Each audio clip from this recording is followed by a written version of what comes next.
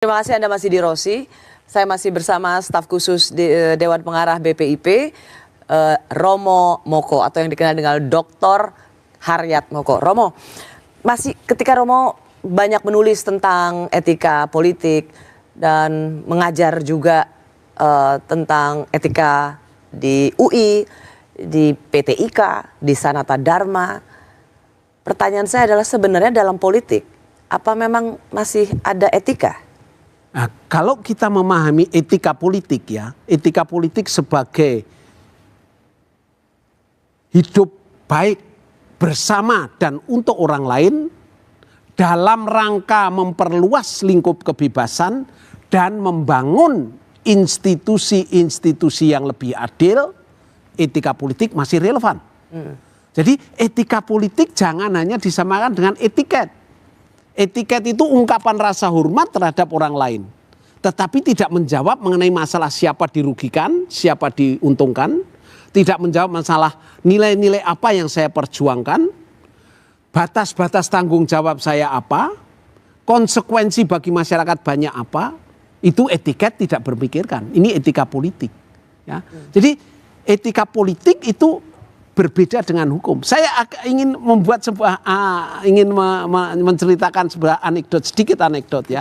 Seorang ibu ulang tahun ke-40. Biasanya nggak menemani suami sarapan karena ulang tahun menemani. Lalu cerita ke suaminya, "Pak, tadi malam saya mimpi aneh." "Aneh apa?" "Nggak tahu. Ada orang datang memberi saya kalung Tiffany, Pak." "Apa ya, Pak, artinya?" Suaminya jawab, "Oh, kamu akan tahu nanti kalau saya sudah pulang kerja." Merasa suaminya nangkap apa yang dia maksudkan, dia senang sekali sepanjang hari kerja itu nyanyi-nyanyi terus, nggak pernah bersiul-bersiul. Biasanya sore suami jam 4:30 sudah sampai rumah, ini belum. Dia malah senang, berarti mampir ke butik dulu atau ke mall. Ya. Untuk beli perhiasan. Iya, jam 5:30 sampai rumah, dari jauh bawa bungkusan. Dijemput di depan rumah, biasanya nggak dipeluk pakai bahasa Inggris lagi my honey gitu. Langsung diberikan bungkusannya itu, dibuka oleh istrinya. Senang sekali dibuat, ternyata isinya apa? Buku, judulnya Cara Menafsirkan Mimpi. Benar enggak Bapak ini? Salah enggak Pak? Secara hukum, suaminya ini enggak salah. Karena apa yang dikatakan itu. Hukum itu apa yang dikatakan, apa yang ditulis. Tetapi dari sisi etika, dia tidak menangkap apa yang diharapkan oleh istrinya. Itu masuk ke etika? Etika itu kalau saya pernah memberikan di Dewas KPK dan KPK, dari pihak KPK mengatakan berarti etika itu subjektif dong, sedang hukum objektif. Tidak, etika tidak subjektif. Etika itu intersubjektif. Artinya apa? Subjek-subjek yang mempunyai kesadaran moral tertentu akan peka bahwa ini etika atau bukan. Itu maksudnya. Nah, kalau mengenai sebetulnya lalu nanti kan mesti Mbak Rusi akan nyerang saya. Banyak orang pinter, tahu orangnya cerdas tapi malah korup. Ya, banyak orang pinter nggak tahu etika. Nggak tahu etika, dalam arti etika ini. Saya akan mengatakan tahu tidak sama dengan bisa melakukan. Antara tahu dan bisa melakukan itu ada jembatan, namanya modalitas, Mbak. Nah, etika politik, etika publik itu yang penting justru modalitasnya. Yang menjembatani antara tahu dan bisa melakukan. Saya memberi contoh sederhana. Kalau saya punya mahasiswa, nyontek, HP dikumpulkan bisa nyontek, duduk jarang masih bisa nyontek. Saya nggak perlu marah, saya hanya bilang semester depan ujian lisan. Ini mengubah perilaku. Saya pernah mengajar di PTIK, salah satu mahasiswa yang mantan Kapolres, saya tanya apa artinya modalitas. Dia memberi contoh bagus. Saya punya anak buah, seminggu bisa terlambat 2-3 kali, sudah dihukum push up, sudah disuruh terik matahari sampai 2-5 jam, dan diancam akan tidak naikkan pangkat, tetap terlambat. Akhirnya saya ngunjungi.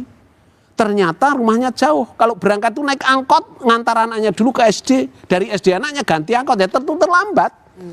Modalitasnya apa? Ya saya bilang, ambil kredit sepeda motor, saya bayar DP-nya, kamu bayar cicilannya. Sejak itu nggak pernah terlambat. Jadi yang terpenting dalam etika politik itu justru bukan hanya tahu apa normanya, tetapi bagaimana menjembatani antara tindakan dan perbuatan.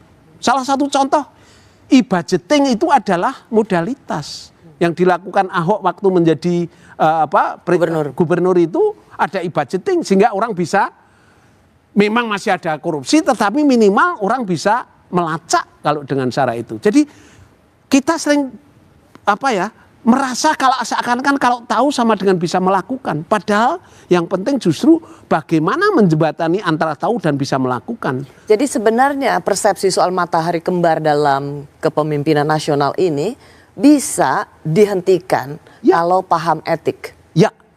Ya, dengan cara itu sebetulnya lalu kita akan mengatakan ya kita harus tahu ya. Istilah matahari kembar itu kalau kita kaitkan dengan ilmu komunikasi kan orang mengatakan realitas itu tidak pernah telanjang. Atau orang mengatakan informasi adalah interpretasi. Artinya apa? Yang ada itu bukan realitas telanjang tapi mediated social reality. Jadi realitas itu selalu dimediasi oleh media juga. Dan dibentuk juga. Dan di framing juga. Ya. Maka sebetulnya lalu apakah realitas kembar ini kenyataan atau karangan, kita akan mengatakan ada yang menghembuskan supaya ini juga menjadi realitas. Atau cara supaya mendesak kepada dua pihak yang dianggap supaya Pak Prabowo mengambil tegas, saya ya yang presiden aktualnya. Dan supaya juga nanti bukan hanya deklarasi mengatakan saya bukan sebagai penguasa tapi Pak Prabowo, tapi juga satunya kata dan perbuatan gitu loh. Dalam bahasa, dalam aspek bahasa itu illocutionary. Artinya apa? Semua pernyataan itu ada implikasinya bagi saya. Atau dengan kata lain satunya kata dan perbuatan. Kalau saya mengatakan ini betul tidak? Bahwa itu saya memang tidak melakukan. Itu loh yang penting. Dan itu adalah ciri yang paling utama dari mereka yang memiliki etika. Ya, betul. Terima kasih Romo Moko sudah di Rosi. Kita akan ketemu lagi untuk berbicara. Semoga percakapan ini bisa menjadi bagian dari benchmark kita semua dalam penyelenggara berbagai macam hal. Apapun itu, etik adalah yang terutama. Terima kasih Romo. Terima kasih Pak Rusi.